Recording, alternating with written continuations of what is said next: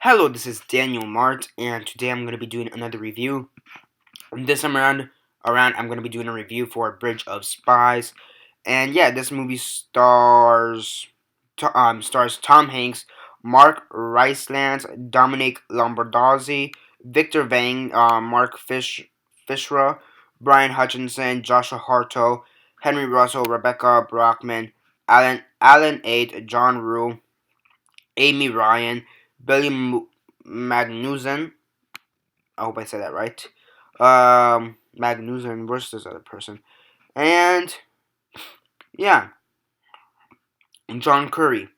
And yeah, that's basically it. That's important. Yeah. Before I begin, no 10-second spoiler warning as usual for those who have yet to actually watch this movie and haven't already. Stop the video, go check it out, and come back here and watch the rest of this review. And 10-second spoiler warning as usual, starting now.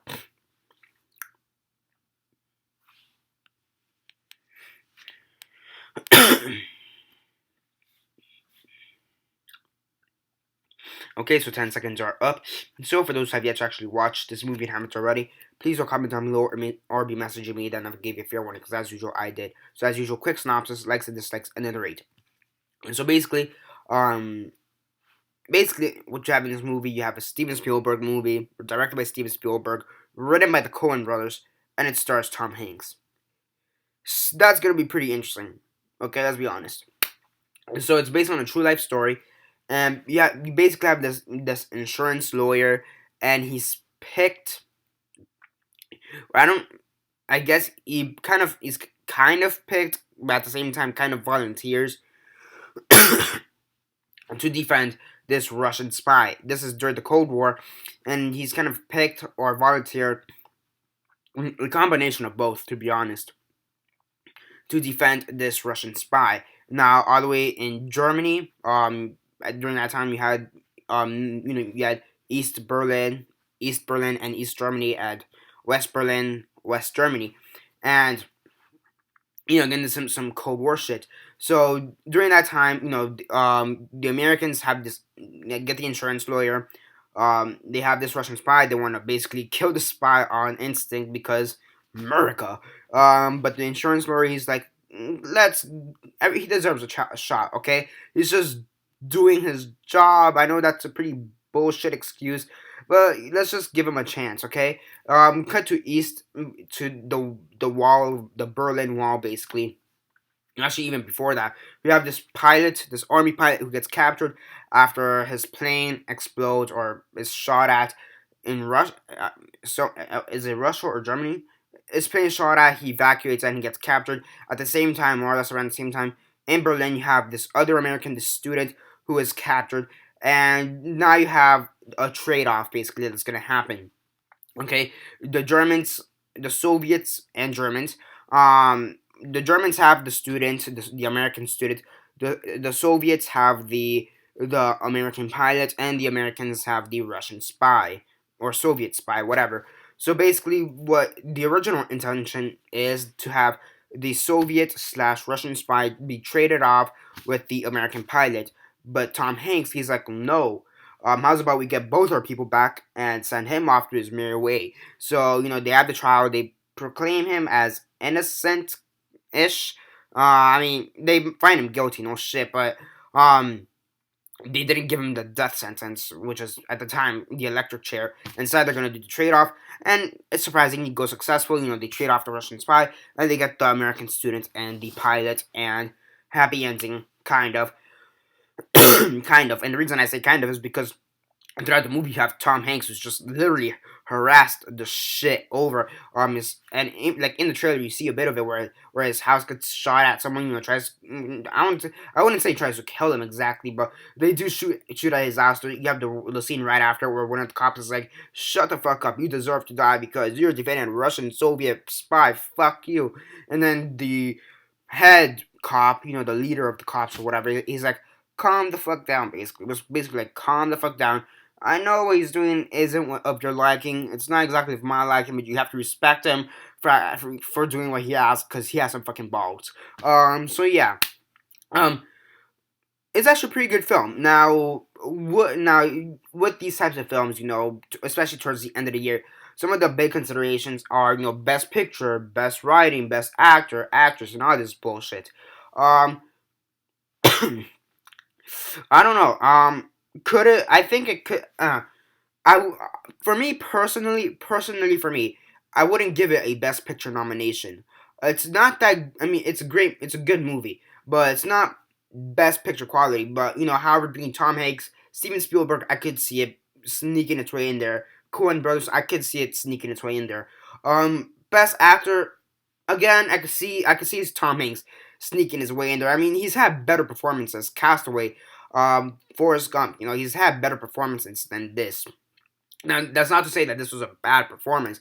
It's actually a pretty good performance because it's a fish out of water situation because again, you have this insurance lawyer who, again, he's an insurance lawyer. Okay, he's a fucking telemarketer. Those people call you up to the phone and call you up for some random bullshit company, and for the most part, we already hate them because they annoy the living crap out of us. Not the fact that he's defending a Soviet spy. That's basically like, and I'm probably gonna get some fucking hate for this right now, but that's like, okay, if you guys, I'm pretty sure you guys all know, but the Paris attacks, okay, yeah, rest in peace, everybody who died in Paris attack. That's really sad, but if you guys know, I don't know if you guys know this, but in the aftermath of the Paris attack, they did say they were gonna bomb the White House, try to bomb the White House and bullshit like that.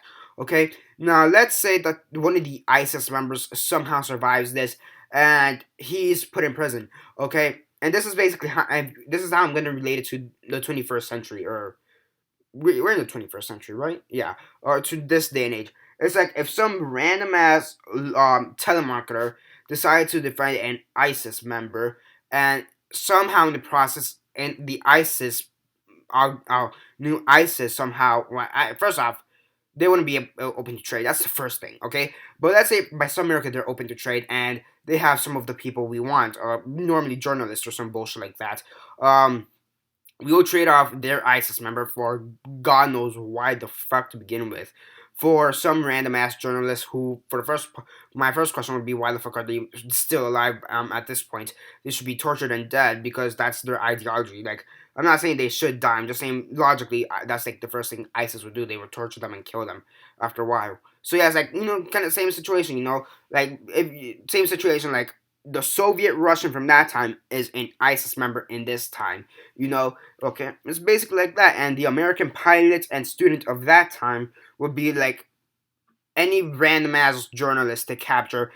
Okay, the only difference is I'm pretty sure the journalist won't survive past like a year, and we wouldn't know about it till like a month after he dies. Okay, if anything. Okay, but yeah, I mean it's a really interesting situation. Um, so yeah, I mean, first off, I don't know. Would ISIS have the balls to bomb the White House? That's interesting. I think they would have the balls. I honestly do think they have the balls. I mean, they fucking planned the whole attack against the city. Again, rest in peace, everybody in Paris. Sucks. What happened in Paris. Yeah, I was actually in the hospital when that shit happened. So yeah. I was like, I feel I was like, I feel sick as shit. Then I hear this crap. In the hospital, hearing this crap, I'm like, ugh. I feel worse now, but I don't know why exactly. Like I knew why, I just didn't know exactly how to express it. But off topic. Yeah.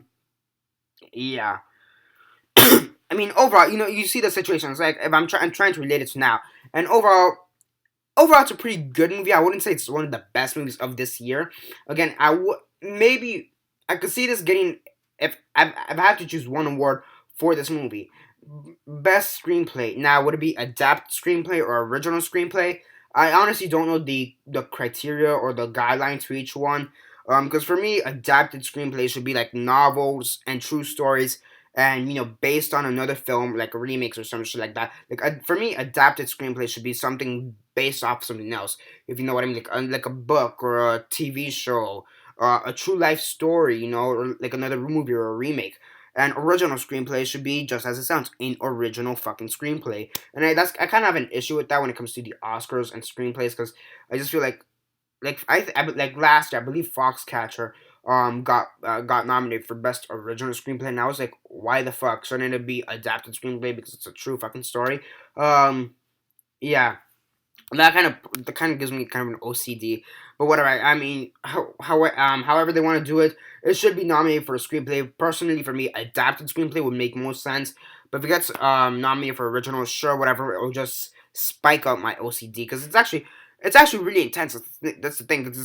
I mean, it's called Bridge of Spies, but it's nothing like James. Like we've had so many spy movies this year, from James Bond, Mission Impossible, Kingsman: The Secret Service. We had a movie literally called Spy.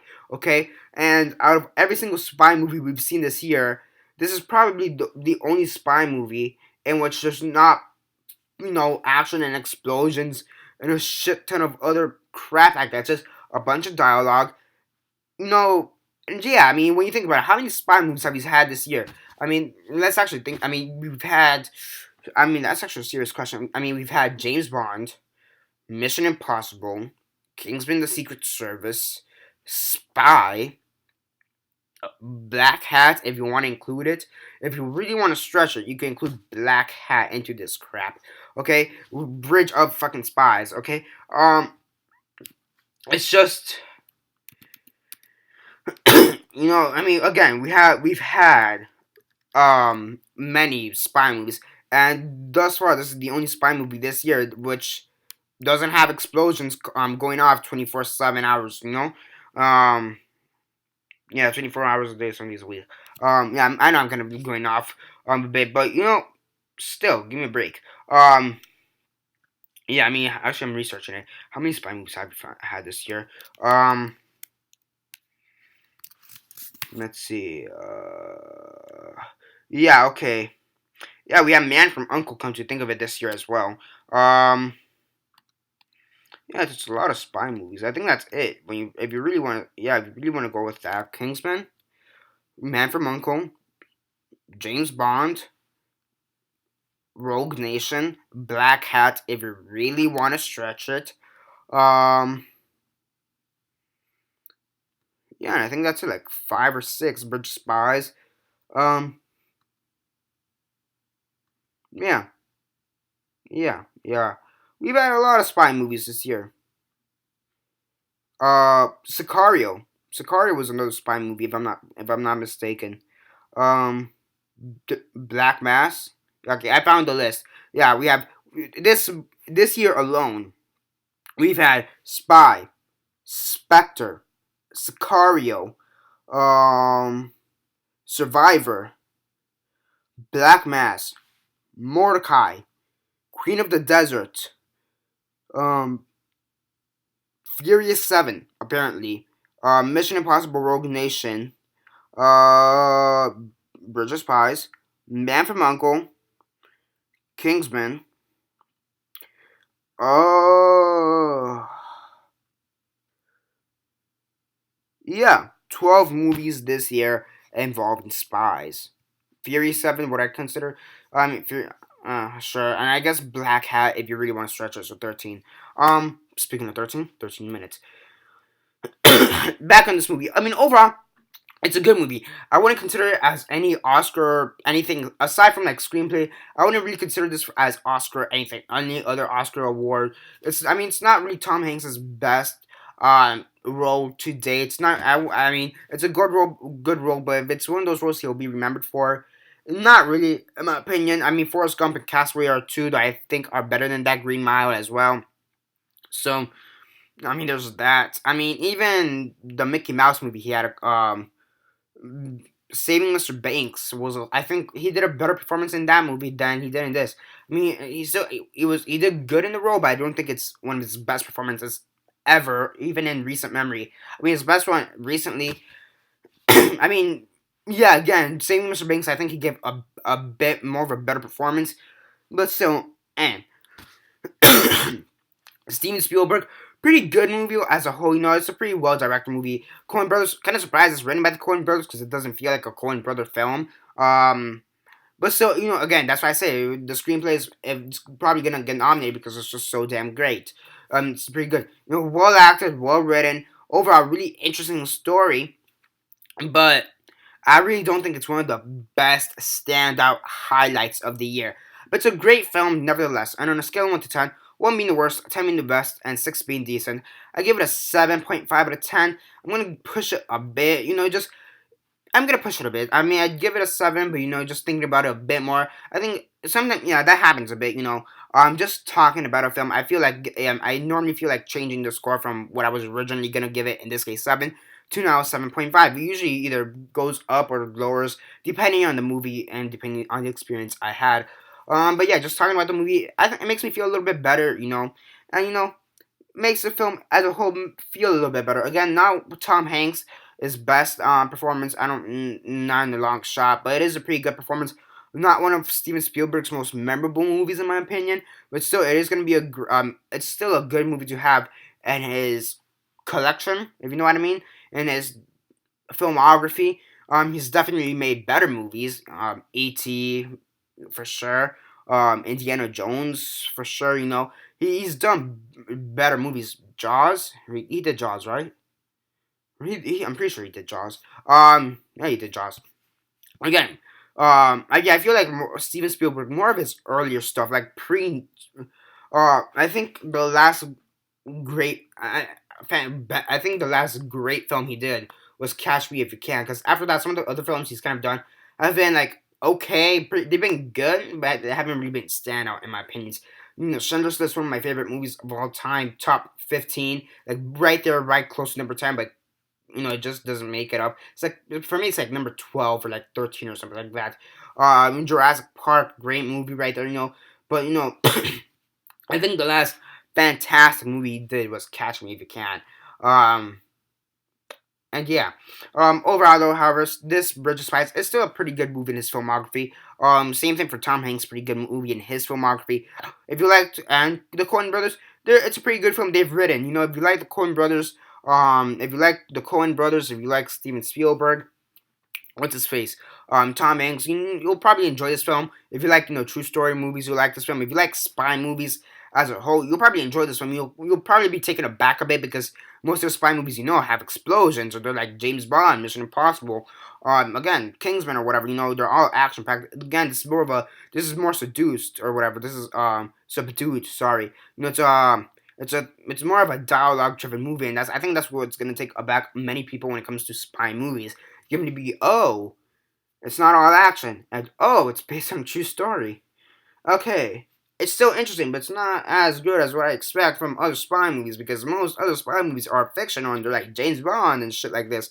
So yeah, I mean, I think that's a major issue with this movie, that it's one of those few spy movies where it's not action. Okay, and despite the fact that the dialogue is fantastic as a whole, at the same time, it's kind of a negative, and it kind of hurts it at times because we're so used to those action spy thrillers, and despite the fact that this is still an action, it's still a spy thriller, we still kind of want that action. For many people, I was talking to my friend, he's like, yeah, but I kind of missed something. I'm like asking him, like, well, I'm used to action in my spy movies. There's no big explosions. I mean, it's still a good movie, but no, I'm just used to action and explosions and crap. And I understand. I mean, it's true. You are used to it after a while. And I'm like, it's based on true. So I'm like, yeah, I know, but still, action and explosions. I'm used to it. It's a good movie. He gave it like a 6 out of 10. But whatever. To each his own. 7.5 for me. And yeah, that's basically it for now. Subscribe if you're not already subscribed. I do movie reviews, TV show reviews, and comic book reviews. Comment down below on your thoughts on the movie. Have you seen it? And if not, why not? And if you have, what are your thoughts on it? Comment all that down below. Let me know. Like the video, share on Facebook, Twitter, MySpace, or whatever you guys prefer. And that's basically it for now. This is Daniel Mart signing off.